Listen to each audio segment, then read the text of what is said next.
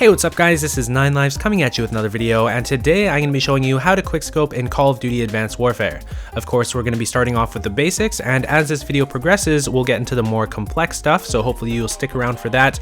And you don't have to watch this video all at once, you can just get the basics, go try it out, and then come back later for the more advanced stuff. Favorite this video so you can come back to it for future reference. Actually, I really suggest doing that. If you take a moment to favorite the video, you'll be able to come back because this is going to be a lot of information to take in all at once. If you have some friends that have no idea how to quickscope, or maybe they just need some pointers, this would be a great video to share with them. And of course, it's going to be a lot more fun to learn together. It'll make everything easier. And also be sure to subscribe so you can see my future videos where I'll share even more techniques throughout this year so you can get better and better at quickscoping all the time. Alright, so now let's get into this. The first thing that you're going to want to do is get used to the scoping speed. And I mean really get used to the scoping speed. Learn to anticipate the exact moment that you'll be able to see through your scope, just by muscle memory. Knowing this timing really well will allow you to hold your ground better against assault rifles and SMGs at closer ranges. So this is really important. Know the exact moment that the game lets you see through the scope. The next thing that you're going to want to do is get rid of any hesitation in your shot to get your shot faster. And the best way to do this is by playing against bots. You can also do this in the virtual firing range, but I really prefer the bots because it's a little bit more realistic.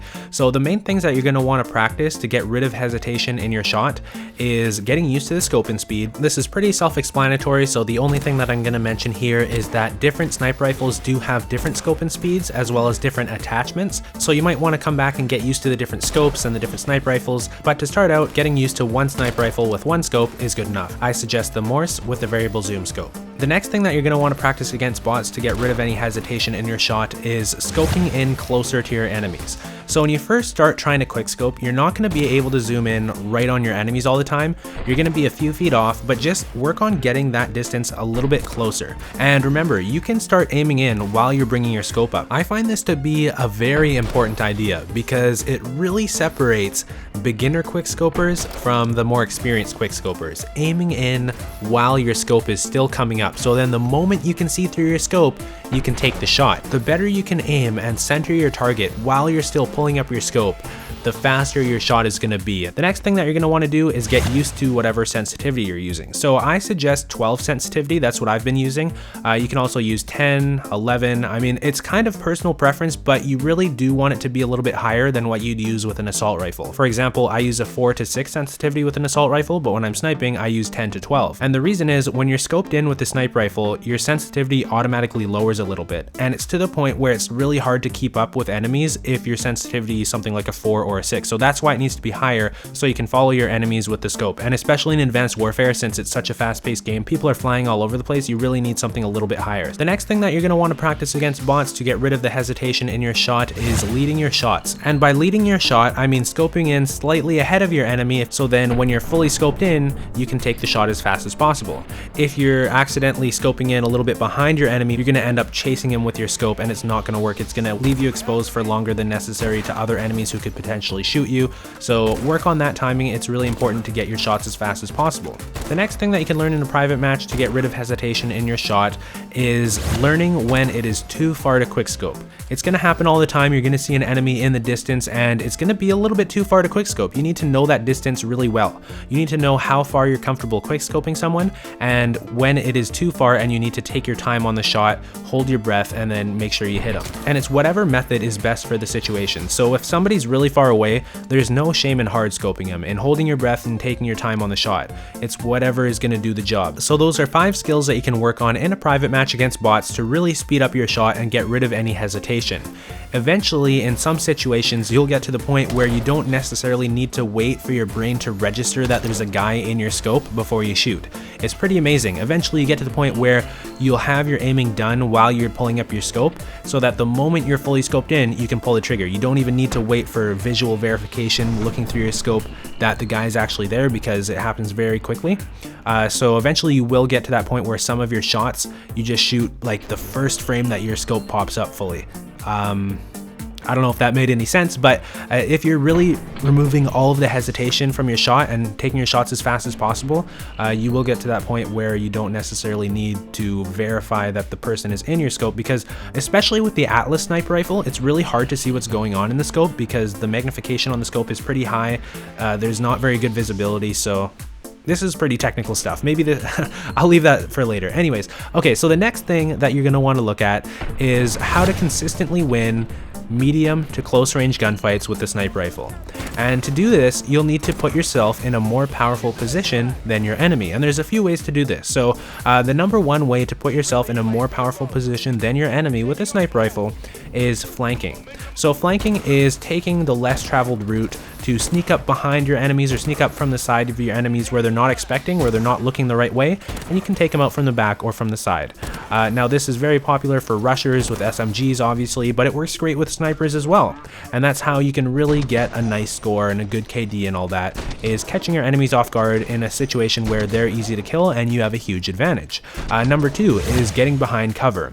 So you should be using cover as much as possible. And there's a lot of things that some people don't even realize can be cover, like for example, stairs. Stairs can be great cover because you can walk up and down the stairs so that your enemy can barely see you, just the tip of your head or just up to your shoulders. And that puts you at a huge advantage. Being on stairs in a lot of cases is really good because you are really going to be at a disadvantage in close to medium range gunfights. And when you put yourself in a more powerful position, that's how you can start winning those gunfights that you usually wouldn't be able to. Now the next thing that you can do to put yourself in a more powerful position than your enemy is boost jump.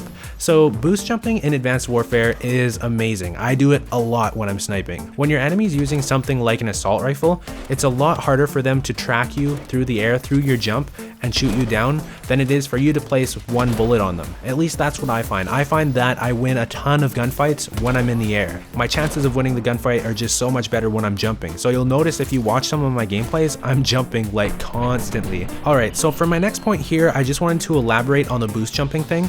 This is getting a little bit more complicated now, so this might be the time where if you're new to sniping, if you're new to quickscoping, maybe pause the video, go practice by yourself for a bit, and then come back and watch the rest of this video, because from now on I think it's probably going to be a little bit more technical. Make sure you favorite the video so you can come back easily later on and you can follow along. But anyways, okay, so what I wanted to talk about is in the comment section of my videos, people have been saying that I jump in a little bit of a unique way. I've seen a few people call it the 9 lives jump, which I thought was pretty funny because I thought I was just using the exosuit like anybody else would. But anyways, let me explain this and why it works so well. So what people are calling the 9 lives jump is when I jump off a platform without using the exosuit and then boost strafe forward and then boost jump up. This is really hard for enemies to deal with because, like I mentioned before, with assault rifles, it's really hard to take down an enemy who's in the air. They find it really unpredictable, and you can even change direction while you're in the air too. So it's pretty hard for someone to shoot you down, and you're at a huge advantage when you do this.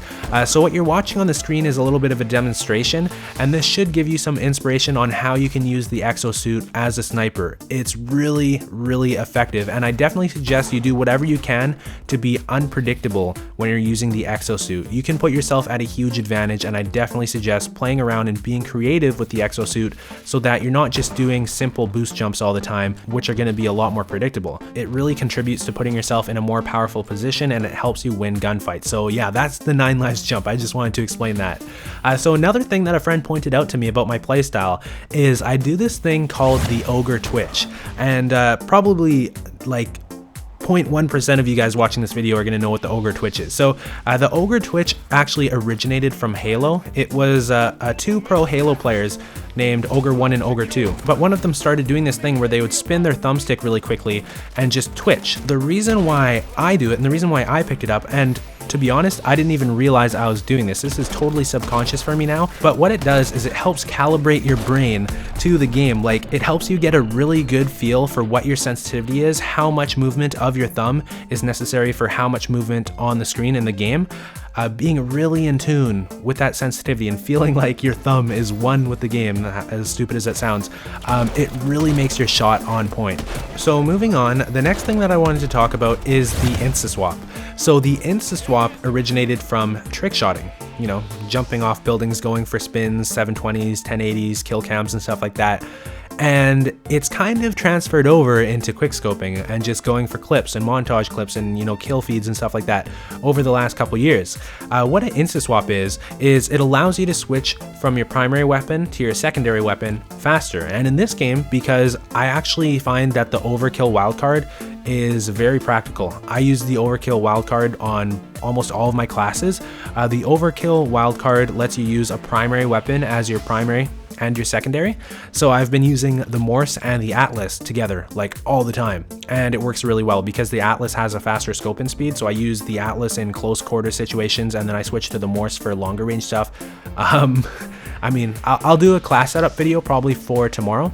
Quickscoping class setup video, so you can check that out. I'll put the annotation on the screen now, so if it's up you can click the annotation and check out my custom classes, which should help you get off to a good start with quickscoping. But anyways, how you do an insta-swap is you hold out your grenade shooter thing by pressing RB, or I'm not sure what the button would be on PlayStation, but it's the right bumper on Xbox, and then you double tap Y. And that makes you switch to your secondary weapon really fast. And when it's an Atlas, it looks awesome. Like, pulling out an Atlas that fast is just awesome. And it looks really great in montage clips. To be honest, the speed isn't that big of a deal. I think most people just do it for style points, because nowadays making montages is pretty competitive, and anything to make your clip a little bit more complicated, complex, impressive, people will go for it. So that's the insta swap. It's not really much of a practical thing. It's more of a style thing, and I will make videos showing you more stuff like the insta swap and little tricks like that people like to get into. But anyways, I hope you guys enjoy this video. Thank you so much for watching. I really appreciate it. Be sure to subscribe so you can see my future videos and stay up to date with all the latest quickscoping news, all the latest tips, all the latest tricks, all that kind of stuff. Be sure to leave a like if you thought that I did a good job on this video and you enjoyed it. I'll see you guys soon with a new video. Peace.